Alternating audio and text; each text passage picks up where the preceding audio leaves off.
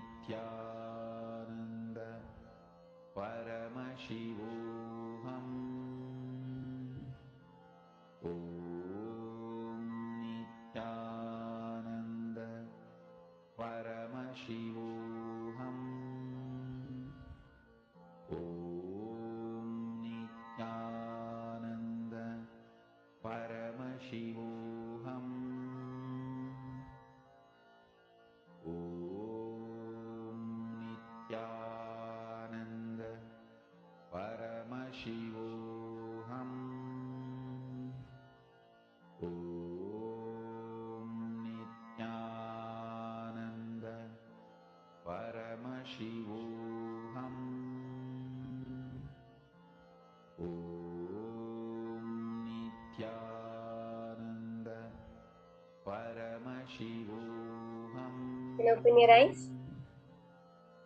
How many of you manifested? I saw Mamutsu, he had manifested in the beginning. How many of you manifested toppling the bottle over? Or even if you felt the vibration, many times, when you do the manifestation, the bottles start vibrating. That you'll be able to feel that intense vibration in the object, especially if you're doing it on a silicon. That vibration will be so intense that you're able to feel.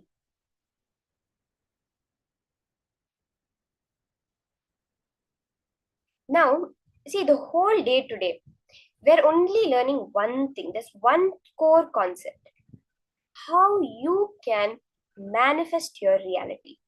Now, why are we talking about this? See, there is our brain. It's our brain, our mind is what makes us perceive the reality the way we are. There is a biologist, a PhD. His name is Bruce Lipton. He has done extensive research on cells, on how various aspects of the body. One thing he says: what is the job of the mind? The job of the mind is to create coherence between your beliefs and your reality. That's all. Meaning, your mind's job is to show you in your reality that which you believe. Swamiji gives the example of his driver that used to drive him in Bangalore every day when Swamiji first moved there. So one time when they were going to pass a certain street, Swamiji was telling him, mentioning about a huge mosque that was on that street. His driver was not, every single day they passed by that street, but his driver was not able to catch it at all. He was like, what mosque? I'm not sure what you're talking about, Swamiji. Swamiji then said, okay, there's a Hanuman temple right next to that mosque. The mosque is 5 times as big as the Hanuman temple, but that driver was able to only cognize the Hanuman temple. He never saw the mosque over there, and when they were passing that day by the street, Swamiji showed him, and then he was really shocked that he had never seen that huge mosque over there. The same way, what we see in our reality, perceive in our reality, is only that which is ours, that we consider as our beliefs. Now, in the next session, we're going to be understanding how to rewire our brain. In the last session, which we learned, was that capability of our brain that is there, the capability of our consciousness to expand to exactly how we want it to be. Now, in this session, Swamiji is giving us the exact way to make our brain rewired the way we exactly want it to be. So let's now listen from Swamiji how to rewire your brain.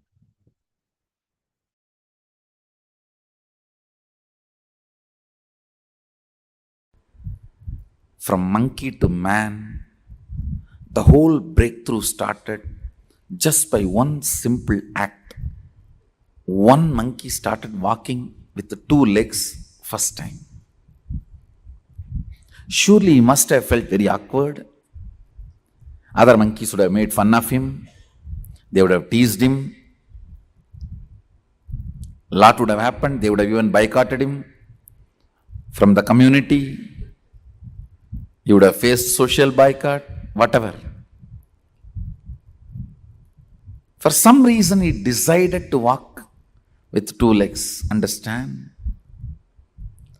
That brought the first breakthrough.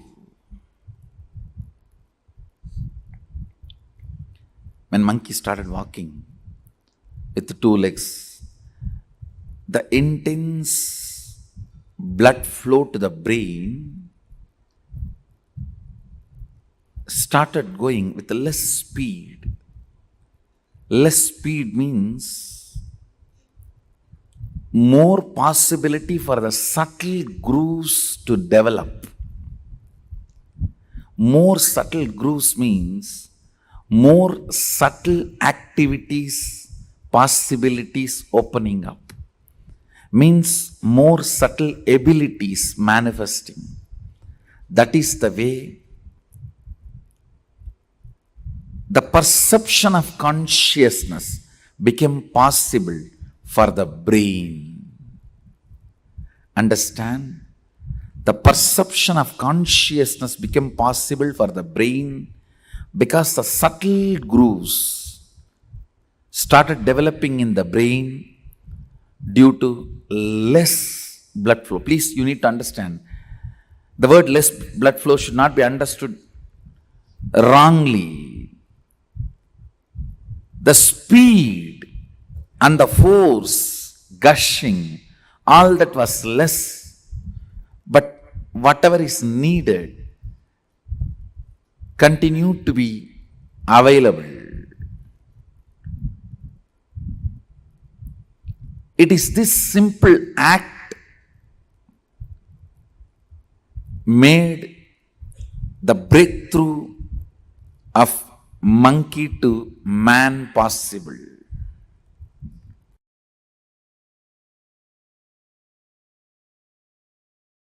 Spiritual growth means your ability to experience consciousness, your expertise in experiencing consciousness.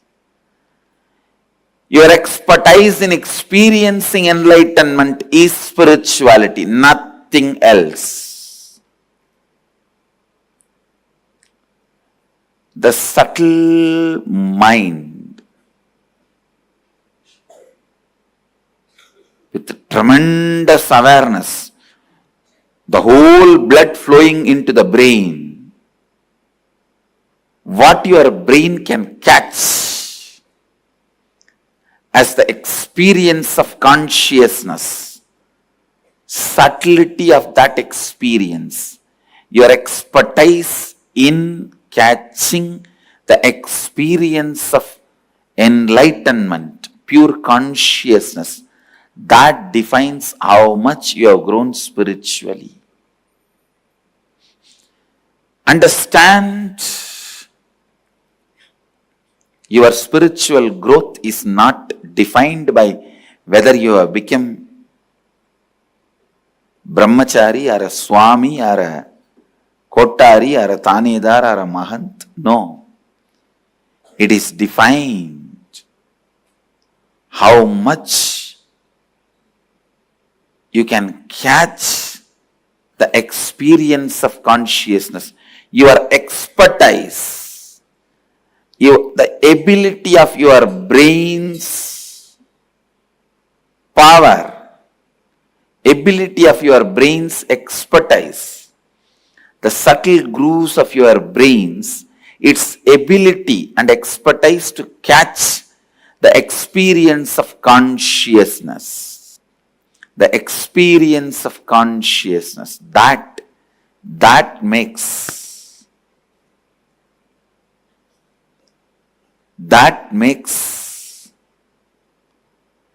experience of that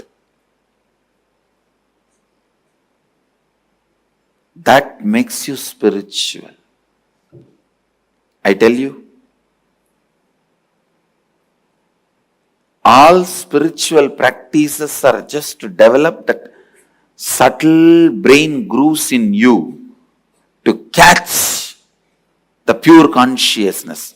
Whether you sit in the banks of Ganga in silence in Haridwar, or you sit in the silence of Manikarnika, Mahasmashana in Varanasi, or you sit in the silence of Gomukh, Tapovan, understand, when your brain grooves, the subtle brain grooves, are able to catch the concept of consciousness, the spirituality is awakened in you.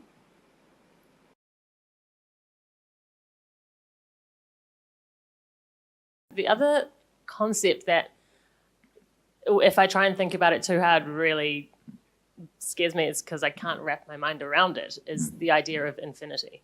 Like the idea of... You don't have to think, you can't grasp, unless your brain grows that subtle grooves which gets awakened by Kundalini.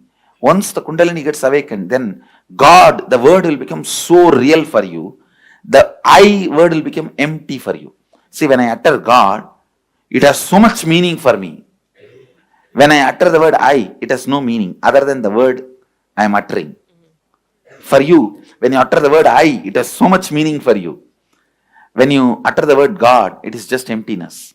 So the shift will happen when the Kundalini reaches Sahasrara.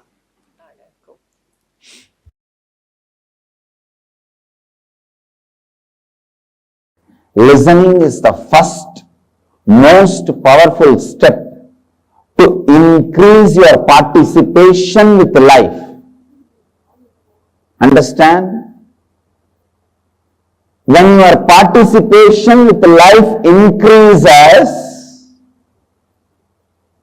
many of the pleasures which makes you powerless when you run behind it or after you get it will start losing its power over you. Many pleasures, when you start running towards it, it keeps you powerless. After you get it, you are kept powerless. Those kind of pleasures will lose power over you when your participation with the life increases. Listening heals you. Listening brings health to you.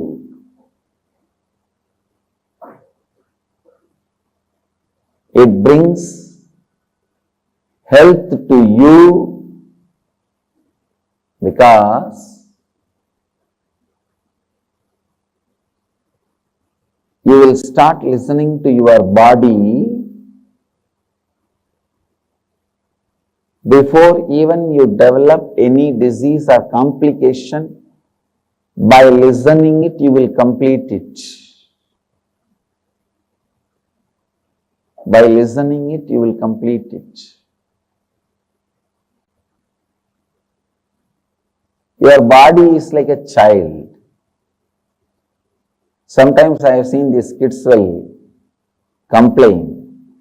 The grown-up kids also. I have both kids and grown-up kids. I don't want to do this. I'll say, okay, then. After 2-3 minutes, I'll say, no. I just told, but I'm going to do. I just wanted to show that I can say no to you, that's all. There is a kind of a silly pleasure. After a few minutes, they understand, no. This is not right.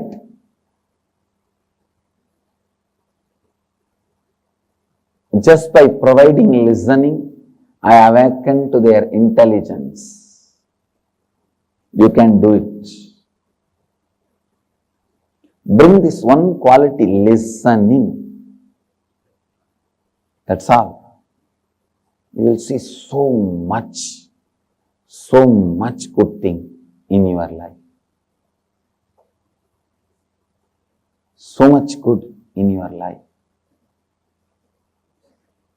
Such beautiful, wonderful things in your life. Just listening.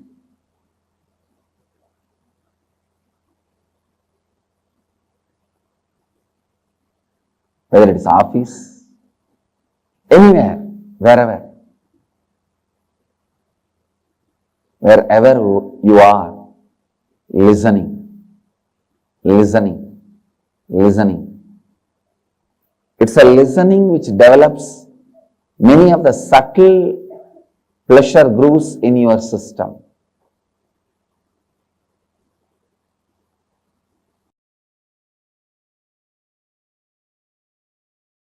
Paramashiva does manifestation, maintenance, rejuvenation, pulling out of delusion and liberation Satyojata, Tatpurusha, Vamadeva, Ahora, Ishana. These are the 5 phases.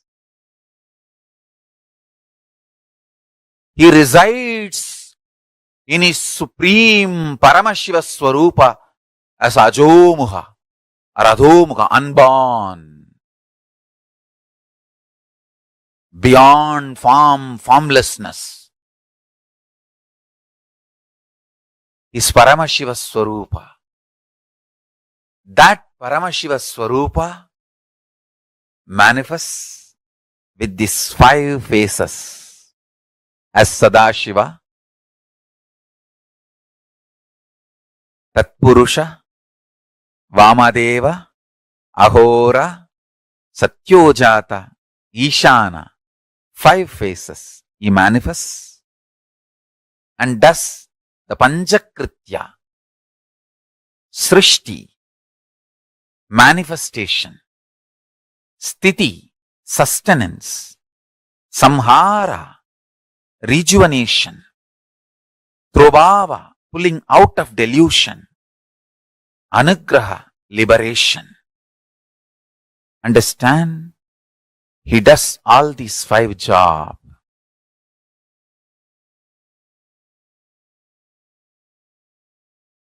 Through these 5 phases. Listen carefully. Creation. The creation dimension of Paramashiva has 5 phases because creation need to be created, manifestation need to be manifested, then sustenance need to be manifested, then destruction, rejuvenation need to be manifested, then pulling out of delusion need to be manifested, then liberation need to be manifested. Then same way, the sustenance phase of Paramashiva, creation itself, manifestation itself need to be sustained. Only then it can exist. See, the creation, even for it to happen, kind of a sustenance is needed. Every micromillisecond. Sustenance is needed even for creation, even for destruction. For destruction to happen, the destruction need to be sustained when the destruction is happening. Pulling out of delusion need to be sustained when that is happening. Liberation need to be sustained when that is happening. Understand? I'll repeat, listen. Creation created. Manifestation manifested. 1 phase. Sustenance manifested. 2nd phase. Destruction manifested. 3rd phase. Pulling out of delusion manifested. 4th phase. Liberation manifested. 5th phase. Then manifestation sustained. 6th phase. The sustenance is sustained. 7th phase. Destruction, rejuvenation is sustained. 8th phase. Pulling out of delusion is sustained. 9th phase. Liberation is sustained. 10th phase. Listen. Then rejuvenation, destruction, rejuvenation is manifested. 11th phase. Rejuvenation is sustained. 12th phase. Rejuvenation is rejuvenated. Is 13th phase. Rejuvenation is pulled out of delusion. 14th phase. Rejuvenation is liberated. Is 15th phase. Same way, continue. Pulling out of delusion. Trobhava. Trobhava manifested. 16th phase. Trobhava sustained. 17th phase. Trobhava rejuvenated. 18th phase. Trobhava is pulled out of delusion. 19th phase. Trobhava is liberated, 20th phase. Then again, listen, Anugraha, liberation manifested, 21st phase. Liberation sustained, 22nd phase. Liberation is rejuvenated, 23rd phase. Liberation is pulled out of delusion, 24th phase. Liberation is liberated, 25th phase. Listen, these are the dimensions of Paramashiva. Understand? Meditate on this. That is enough. If your inner space can meditate on this, that's enough. All negativities will be burnt away. The most subtle grooves which will be formed in your brain by meditating on this will manifest the state, space, powers of Paramashiva. Keep Paramashiva as a screensaver with the 25 face, 50 hands, Parashakti Manonmani in his lap, Jatadhari as Paramashiva. Keep him as your screensaver. Go on meditating. Listen to this satsang. Listen to this description. Listen to this satsang and listen to this description. Go on be meditating. Listen. All this 25 is happening now without time gap. There is no time gap. Universes are manifested, sustained for zillions of years, rejuvenated, pulled out of delusion, liberated, all this without time gap. Without time gap, with the period of zillions of years. This too is important line. Without time gap, with the period of zillions of years. Meditate. Meditate on it. You will understand time as you understand does not exist. Kala exists as existential reality. Time is deluded, comparative reality. This one understanding will liberate you. When Paramashiva becomes your fuel and health is built, knowledge is built, life is built, energy is built, you simply radiate Parashakti. It is eternal, I tell you. Just this one understanding. Do not have time-based fear and greed as your fuel, and do not be lazy, dull, dead, bored, depressed. Neither be negative nor be neutral. Fly, come on. It is time. Fill Paramashiva's fuel to you. Paramashivatva's fuel. Let's fly. Understand?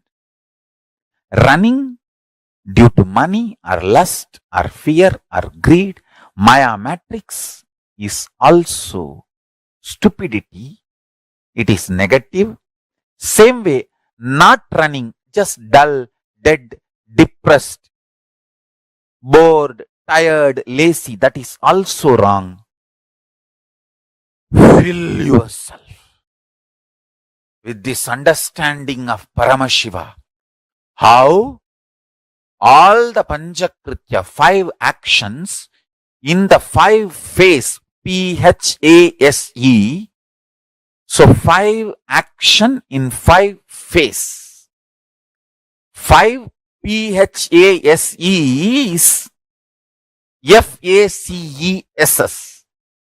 So 5 phases of Paramashiva put together is 25 phases. So listen. When you meditate, all this is happening now. the kind of the energy awakened in you, power manifested in you, I tell you, only for the Blessed One, Paramashiva reveals himself this detail. Even if you hear, only if you declare integrity to Paramashiva, he will make you understand it visually, even be able to cognize this. Whoever is able to cognize this and feel connected, you are initiated by Paramashiva. Paramashiva is directly blessing you and manifesting through you. Understand?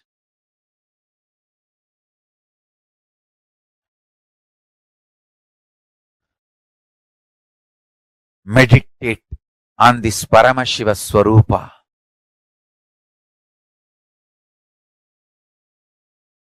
Paramashiva beyond forms and formlessness,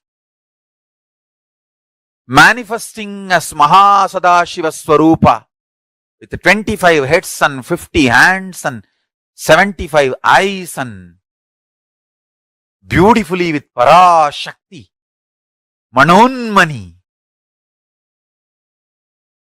Meditate on this being with this understanding of 25 dimensions of Paramashiva. Creation created, creation maintained, creation rejuvenated, creation pulled out of delusion, creation liberated. I can repeat this like a song again and again and again, tirelessly. Type at least once by your own, either by handwriting or type. Type on your own, because you need to meditate on it. You need to grasp it. Bow down to Paramashiva. Understand? Pray to him, please reveal these truths. Fill me. Reveal these truths. Manifest in me. Even if you understand, you will realize how each moment cells are created in you, sustained in you, rejuvenated in you, pulled out of delusion and liberated. You will see how in your life all these 25 happening. You will become Lord of your life. When you become Lord of your life, you will simply connect with the Lord of all lives.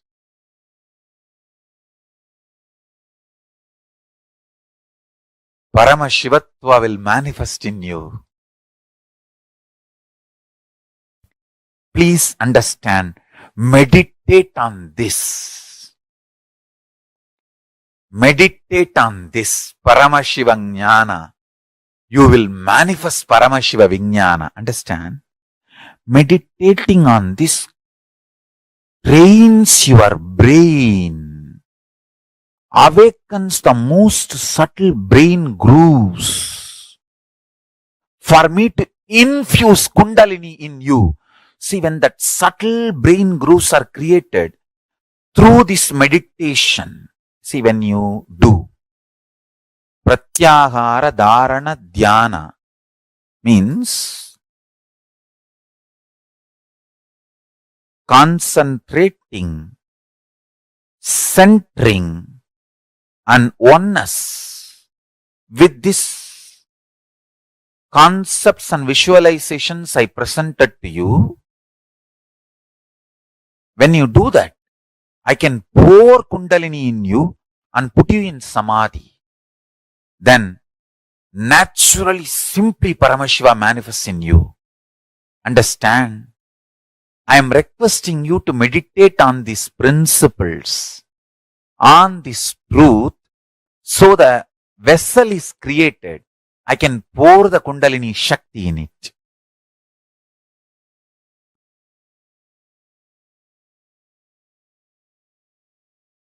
this Paramashiva Dhyana. Try to do this continuously. You will see the Kala Bhairava and Mahakali manifest and bless you. Bless all of us.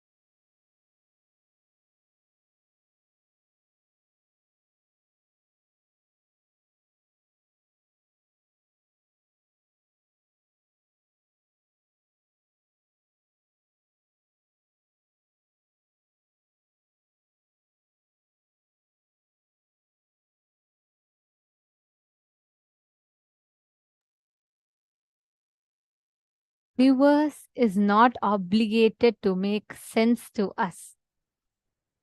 I think Swamiji is like so beautifully given us the essence of the whole thing. The way Swamiji explained, the way Swamiji revealed this whole thing was just so profound, isn't it? How we understand the existence, the nature of reality, and how we can develop the subtle brain grooves, constantly digesting on the powerful cognitions, constantly chewing on these powerful cognitions will make us have like a beautiful expansion in our inner space. And literally, we will be like having understanding a completely different dimensions. And that is what Swamiji is awakening and blessing all of us with.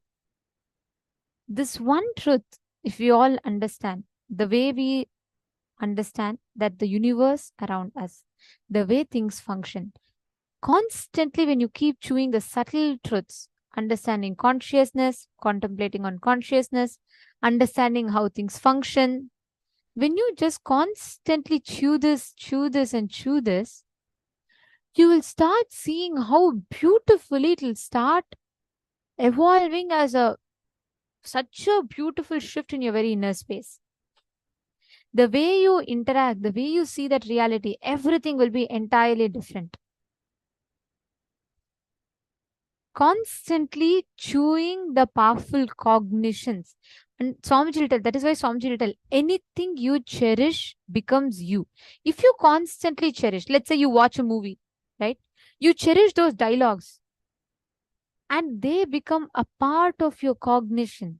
How many of you have seen many times, maybe when you are young, when you're younger, especially small kids, right? It's so much easily they'll get influenced by these dialogues when they see their favorite hero or actress standing on the screen, and that larger than life hero portrayals, and they give some dialogues, and playfully we will pick up those dialogues and we will start repeating. We'll think it's cool, we'll think it's fun. And as we grow up more and more, as we keep repeating that, subconsciously it becomes our belief system. I still remember I had one of my pre-monastic cousins who, when he was very small, he was so inspired by one actor. He used to like paste all his posters, everything, and his cutouts. He used to take the magazine and take that actor's pictures and post it. And he used to keep repeating the dialogues of that actors. Any movie that comes, he used to keep picking up that dialogue and he used to keep repeating. But as he started growing up, that actor used to do a lot of fights and everything in the movie. And I could see how even this kid had started fighting so much. Like he would just simply, he thinks it's cool. Many kids think like that when you watch a Barbie or when you watch, let's say, your favorite characters on the screen.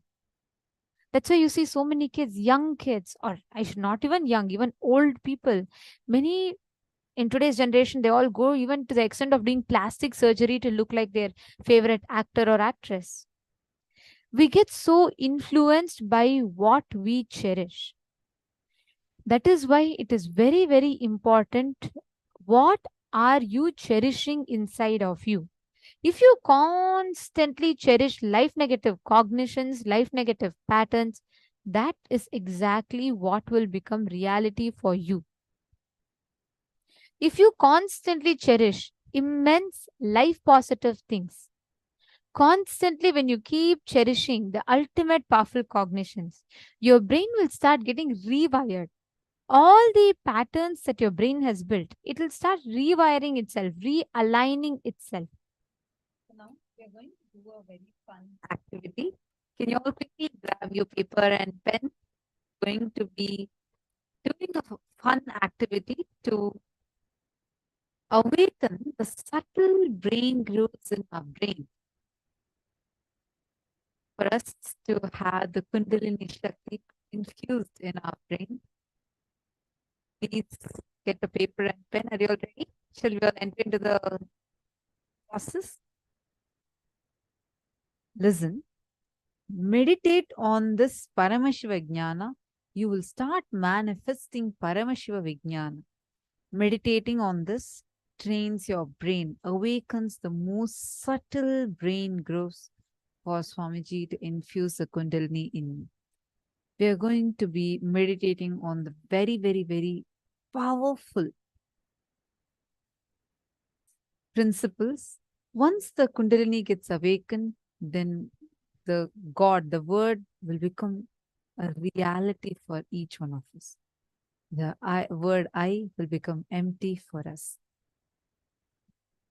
Now, you can either type or write. Actually, we recommend you to write this. Get at least 3 sheets of notebook size paper. You just need 3 pages in your notebook and a pen. And if you're having a paper, make sure you have a solid surface on which you are going to sit and do, because you should not get distracted like you once it starts. Make sure you all are having it and be comfortable. Now, you're going to be writing approximately 25 lines. So, approximately about 7 minutes time. We're going to be taking about 7 minutes to do this exercise.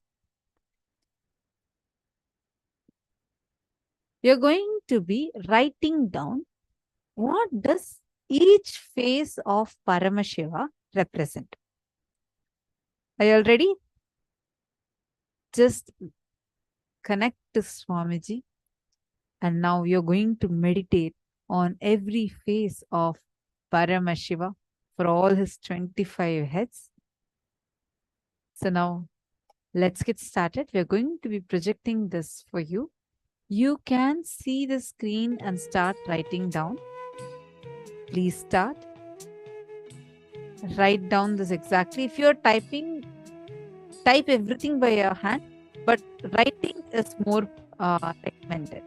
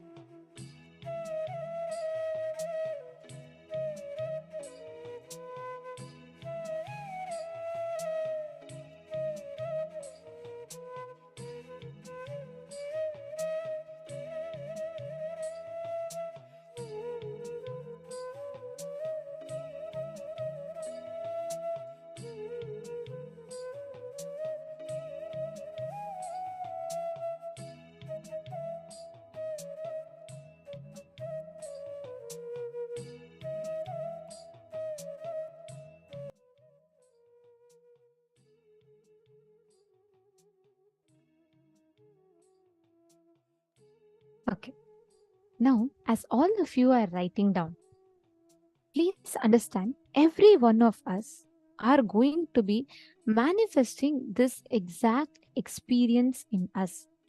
When you decide that everything in your life, all the different parts, the entire existence of yours completely is in tune with the cosmic happening, that whole cycle, that whole happening is what is called as conscious elasticity, continuously expanding. Now, before we enter into the next part of today's power manifestation, can I please request all the participants to come on camera? Ma Joyzu, Ma Varuna Joyput, Nithyanandam, Ma Varuna Joyput, and Ma Indrani Selvachandran, Nithyanandam Ma. Can I request all of you to come in the camera and settle down? See, each of you are here today to experience this powerful initiation, which is going to directly be working on your brain grooves and giving you the experience. So it is very important that we understand the experience, what we are going to be receiving. So Ma Christina Chenault, Ma Nayana Patel, and Ma Varuna, which place are you from, Ma? Varuna Joyput. Ma Ishan Miao, Ma Guanyon Zhu, and Ma Eating Teng.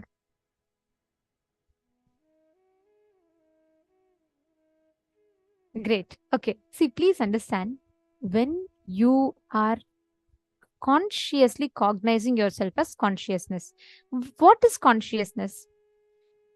Consciousness is something that does not have any particular attributes. It is beyond the limitations, the periphery of what you understand as human, the limitations of human, all of that, and takes us to the next level of experience. Ma Varuna's from Ireland. Wow, very nice, Ma. Welcome. Is this your first time? How many programs have you attended before, or have you been attending few programs before? Okay. So now Ma Anna, Ma Hedy Schlack, Ma Christine Jones, every one of you, listen very carefully. Today, when you are manifesting the powers, focus on one thing, the main thing, which is continuously aligning yourself to the experience that you are consciousness. When you say your consciousness, you are not bound by the conditions of patterns, incompletions, all of that. When you declare your consciousness, you simply become that formless experience of existence. Are all of you catching it? See, only when you have a certain identity, right? You get limited to those characteristics, those properties, and all of that, right? Now, when you declare your consciousness, you are not anymore bound by those aspects, those attributes of consciousness. You simply become that supremely powerful existence. From that space, anything you do, you will start commanding the existence. You will start commanding the reality in front of you to be able to manifest in the way that you want. You will be able to start altering the experience of reality in front of you. Are you all catching it? Okay. So now we are going to be entering into the power manifestation session. Can I request everyone to bring your water bottle again? We all can continue manifesting with that. It can be half full, empty. That's fine. Anything is fine. It can be full, empty, and actually empty is not preferred. Sorry, empty is not preferred, because I just realized if you have the fan on or anything, because of external force, it should not fall. So at least have it half full or fully full. They both are full.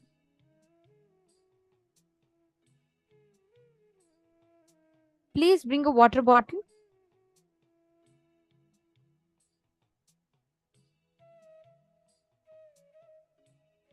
See, one key thing here. Do not limit yourself to the understanding that, oh, I'm a human being. Okay, I'm a woman. I'm so and so. I have so many patterns. I have these relationships. Or I'm a man. I am so and so. I have these many patterns. All of these bondages that you put, the more and more definitions you put, you're reducing yourself into a box, into a strict frame, which will make you rigid. When you cognize yourself as consciousness, you remove all the other layers of extra conditionings you add for yourself and you become pure, free flowing.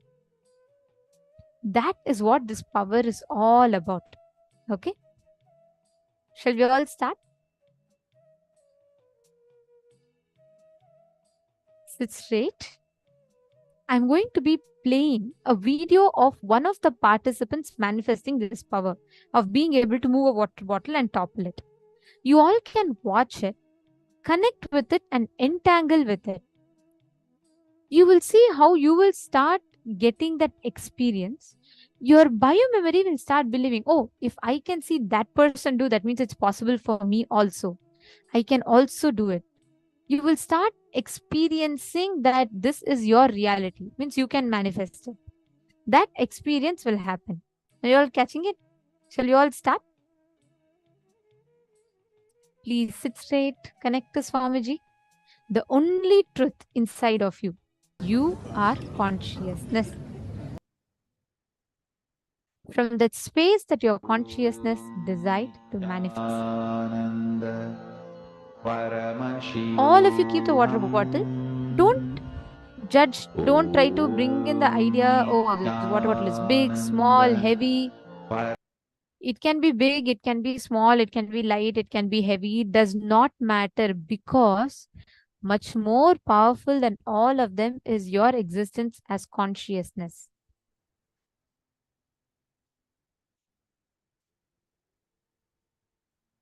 Connect to Swamiji, chant the Mahavakya. Paramashivoham. Om Nithyananda Paramashivoham.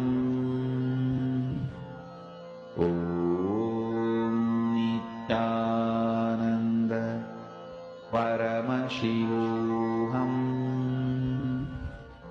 Om Nithyananda Paramashivoham.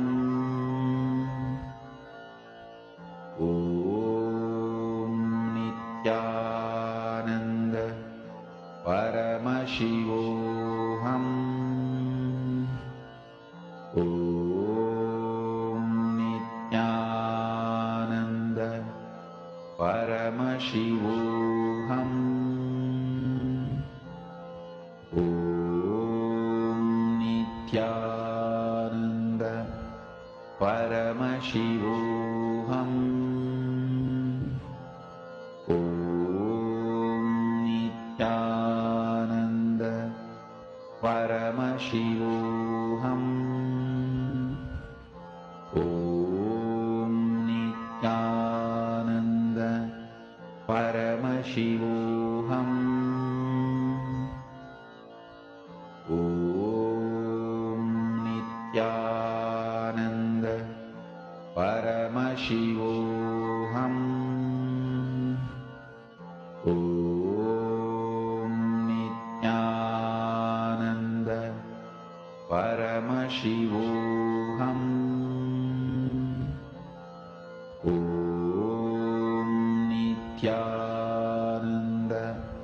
Paramashivoham. Om